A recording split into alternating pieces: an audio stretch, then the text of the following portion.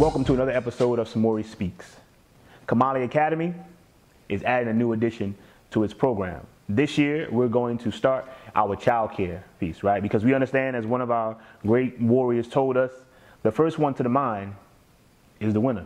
So we want to make sure that we are the first one to our children's mind, right? So they can continue to have their natural African mind and not be Europeanized and miseducated in the school system, right? So in order to take on this new endeavor, I've been studying a little bit, right? So I reread Developmental Psychology of the Black Child by Amos Wilson. I reread, Kandizi, the Congo Art of Babysitting by Foucault. And I've just been, looking for different information about how to bring a truly African-centered environment, a nurturing environment for our youngest warriors. And one of the things that I did come across also was a story. You see, there was this marketing team, and they were looking for the best toy, the perfect toy. So what they did was they organized the room, right? They got a caregiver, and they put their brand new toys in a big box in the middle of the room. And then they brought in 6 children. And they told the children, they said, look, play with any toy you want to play with, and when we're done, you can take one home.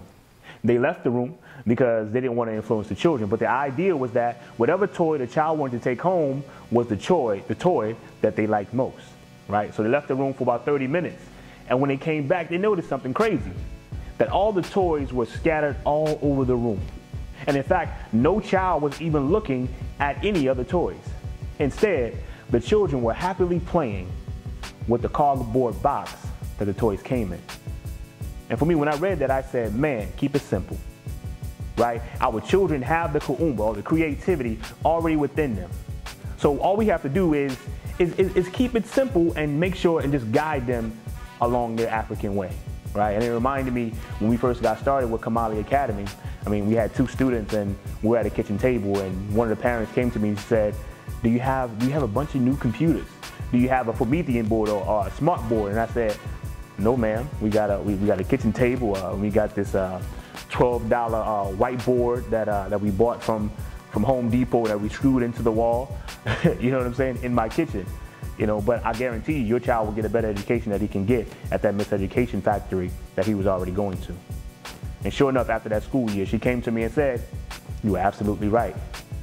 So we have to understand that our institutions don't have to look like their institutions, because their institutions sometimes have all the newest and latest trinkets, but are still not educating our children the way they need to be educated, right? And for me also, those new toys, that big box of new toys is the trinkets. It's a materialistic thing that this society puts out there for us, saying that if you do this, if you play with this, if you take this, if you buy this, it will make you happier. But the reality is, you already have within you everything that you need to make you happy. Use your creativity. Go back to the basics.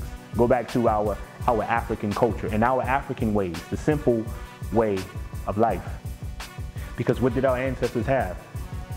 They had nature in order to teach our children. They had our story, our history in order to teach our children. They had our songs, they had our culture, they had our wisdom in order to teach our children. That's really all that they need. They had a relationship with our children. So remember, it doesn't matter about the building or the instruments. It is about the relationship that we cultivate with our children that matters most. I'll see you next time.